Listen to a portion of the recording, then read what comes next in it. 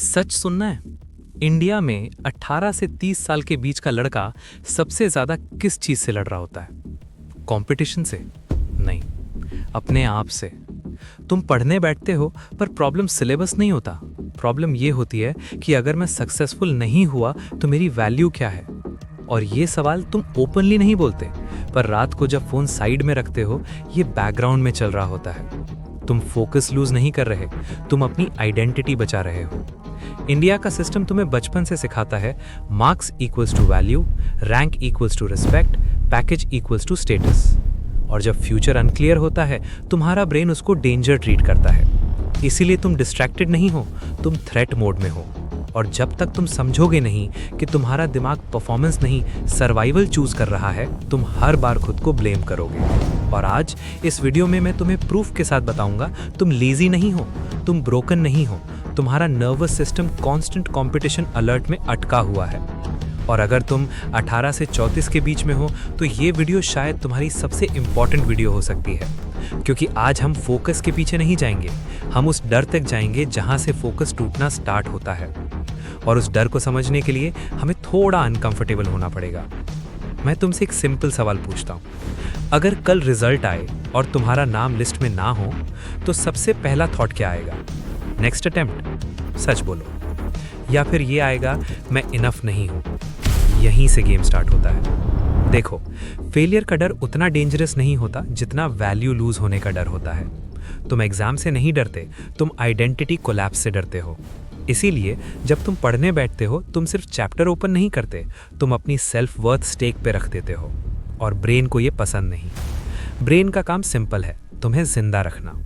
Brain को IIT, NEET, UPSC, SSC से कोई मतलब नहीं है, उसको सिर्फ थ्रेट से मतलब है। और अनसर्टेन फ्यूचर ब्रेन के लिए थ्रेट होता है। रिसर्च बताती है कि जब इंसान अनसर्टेन आउटकम फेस करता है तो ब्रेन का थ्रेट डिटेक्शन सिस्टम एक्टिवेट हो जाता है, एमिगडाला हाइपर एक्टिव हो जाती है, स्ट्रेस हार्मोन्स रिलीज होते हैं। और जब स्ट्रेस हाई होता है तुम्हारा प्रीफ्रंटल कॉर्टेक्स, जो focus, planning, decision making control करता है, वो टेम्परेरीली वीक हो जाता है। समझे? Stress up, focus down. इसीलिए तुम डिस्ट्रैक्टेड नहीं हो, तुम बायोलॉजिकली स्ट्रेस्ड हो। और सबसे डेंजरस पार्ट क्या है? तुम इस बायोलॉजिकल रिस्पॉन्स को मॉरल वीकनेस समझ लेते हो। तुम बोलते हो मैं डिसिप्लिन नहीं हूँ, मैं सीरियस नहीं हूँ, मुझसे नहीं होगा। पर सच क्या है? तुम्हारा नर्वस सिस्टम ओवरलोड में है। चलो एक रियल लाइफ सीन देखते हैं। रात के 11:30 बज रहे हैं, तुम अपने बेड पे हो, फोन साइड में रखा है, रूम में साइलेंस है।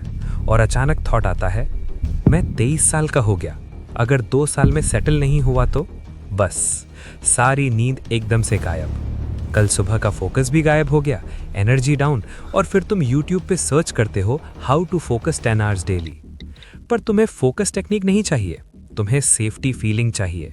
डिफरेंस समझो, फोकस तब आता है जब ब्रेन सेफ फील करता है। अब यहाँ एक डेंजरस चीज होती है, कंपैरिजन।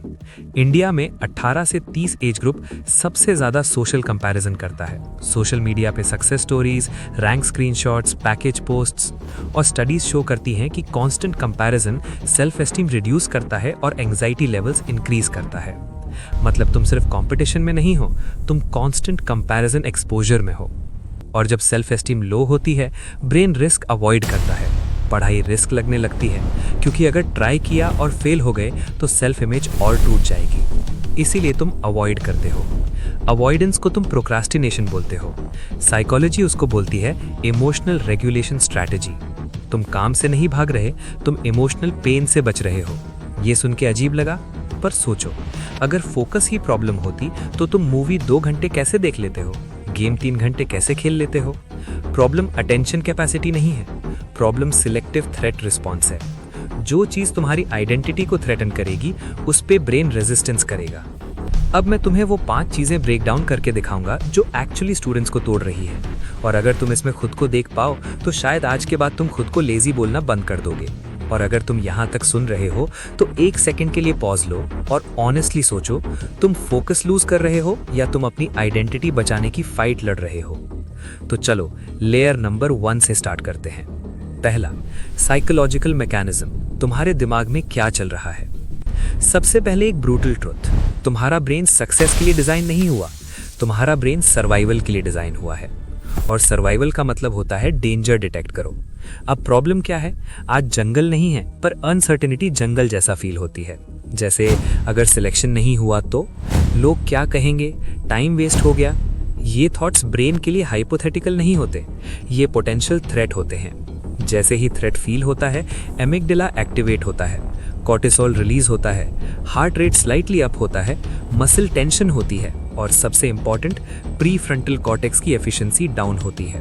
प्री फ्रंटल कॉर्टेक्स क्या करता है, focus, planning, long term thinking, impulse control. मतलब जिसका यूज तुम पढ़ाई में करते हो वो स्ट्रेस के टाइम वीक हो जाता है। इसीलिए तुम पढ़ने बैठते हो पर 20 मिनट बाद माइंड भटक जाता है। तुम वीक नहीं हुए, तुम स्ट्रेस्ड हुए। अब यहाँ एक और डेंजरस चीज ऐड होती है, ओवर थिंकिंग।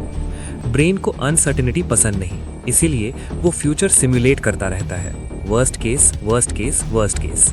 ये मेंटल सिमुलेशन एनर्जी खा जाता है, मेंटल फटीग आती है, और जब मेंटल फटीग आती है ब्रेन इजीएस्ट डोपामीन चूज करता है।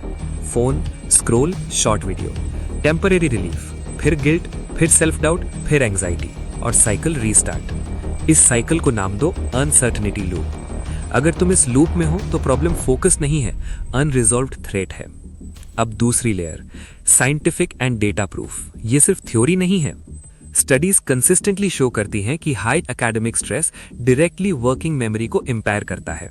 वर्किंग मेमोरी क्या है, वो मेंटल स्पेस जिसमें तुम इंफॉर्मेशन होल्ड करते हो सॉल्व करने के लिए। जब एंजाइटी हाई होती है वर्किंग मेमोरी का कुछ पार्ट वरी कंज्यूम कर लेता है, मतलब दिमाग का रैम ऑलरेडी बैकग्राउंड एप्स में बिजी है। इसीलिए तुम सेम पैराग्राफ 3 बार पढ़ते हो। रिसर्च ये भी बोलती है कि क्रॉनिक स्ट्रेस अटेंशन स्पैन को रिड्यूस करता है और बर्नआउट रिस्क इंक्रीज करता है। और इंडिया जैसा कॉम्पिटिटिव इकोसिस्टम जहां लाखों स्टूडेंट्स एक एग्जाम के लिए compete करते हैं, वहां परसीव्ड थ्रेट नेचुरली हाई होता है। Perceived threat high, cognitive performance drop. ये बायोलॉजिकल पैटर्न है, मॉरल फेलियर नहीं। अब तीसरा layer, real world case, live example. मान लो एक लड़का है 23 साल, ग्रेजुएशन कंप्लीट, जॉब नहीं लगी। उसके दोस्त लिंक्डइन पे प्लेस्ड एड पोस्ट कर रहे हैं। वो पढ़ने बैठता है पर उसका ब्रेन चैप्टर नहीं देख रहा, वो कंपैरिजन देख रहा है।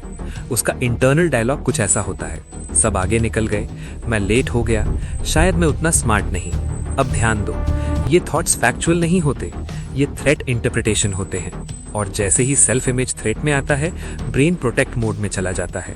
प्रोटेक्शन का तरीका क्या, अवॉइडेंस। इसलिए वो नेटफ्लिक्स ऑन करता है, फिर रात को रिग्रेट करता है और बोलता है मैं सीरियस नहीं हूँ। एक्चुअली वो इमोशनली ओवरवेल्म्ड है। फोर्थ, फेलियर एग्जाम्पल, गलत जगह सोल्यूशन ढूंढना। अब यहीं पे लोग गलती करते हैं। वो बोलते हैं 5 AM क्लब ज्वाइन कर लो, कोल्ड शावर ले लो, मोटिवेशन सुन लो, पोमोडोरो ऐप डाउनलोड कर लो।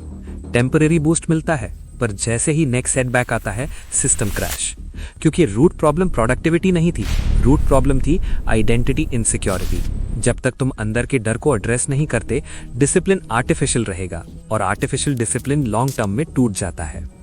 अब सबसे इंपॉर्टेंट लेयर 5, सिस्टम फ्रेमवर्क। इसको कैसे कन्वर्ट करें, लिखो UDFR मॉडल। ये तुम्हारा एंटी थ्रेट प्रोटोकॉल है। यू, अनसर्टेनिटी आइडेंटिफाई करो, एग्जैक्ट लिखो, मैं किस चीज से डर रहा हूं, सिलेक्शन नहीं, लोग क्या कहेंगे, टाइम वेस्ट हो गया।